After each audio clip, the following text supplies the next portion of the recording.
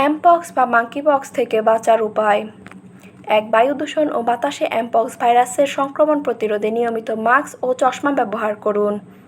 ২. অপরিষ্কার হাতে মাস্ক, ত্বক ও চোখ স্পর্শ করা থেকে বিরত থাকুন। ৩. নিয়মিত হাত পরিষ্কার রাখতে সাবান, পানি অথবা স্যানিটাইজার ব্যবহার করুন।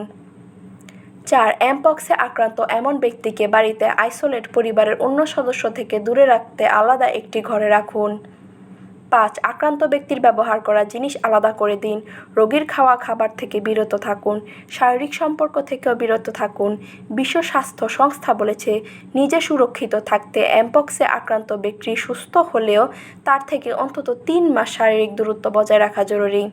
৬.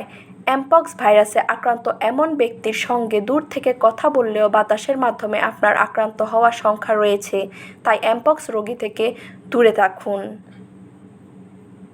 ৭. অ্যামপক্স রোগীর চিকিৎসকদের তাই পার্সোনাল প্রোটেক্টিভ ইকুইপমেন্ট বিষয়ে গুরুত্ব দিয়ে চিকিৎসা সেবা দিতে হবে।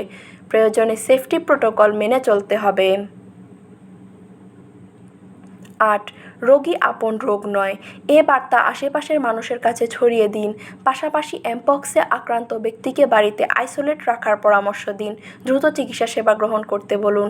৯. আক্রান্ত ব্যক্তিসহ সবাই অ্যামপক্স প্রতিরোধে যেখানে সেখানে থুতু, কফ ফেলা থেকে বিরত থাকুন। কাশি কিংবা হাঁচি দেওয়ার সময় রুমাল ব্যবহার করুন। টিস্যু ব্যবহার করলে ঢাকনাযুক্ত ময়লার ঝুড়িতে ব্যবহার করা টিস্যু ফেলুন। ১০. বাড়িতে পোষা প্রাণী থাকলে তা থেকে নিরাপদ দূরত্বে থাকুন। ভিডিওটি ভালো লাগলে অবশ্যই লাইক, কমেন্ট, শেয়ার করুন। ধন্যবাদ।